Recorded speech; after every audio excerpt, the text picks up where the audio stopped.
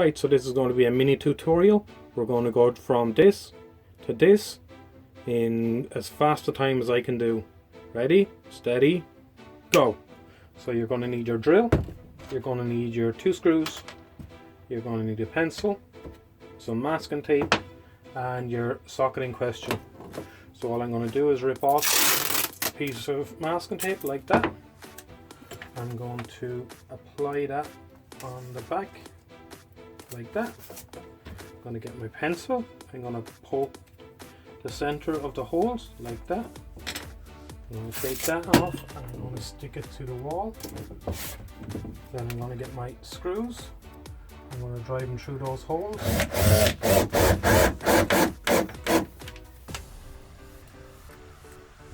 Now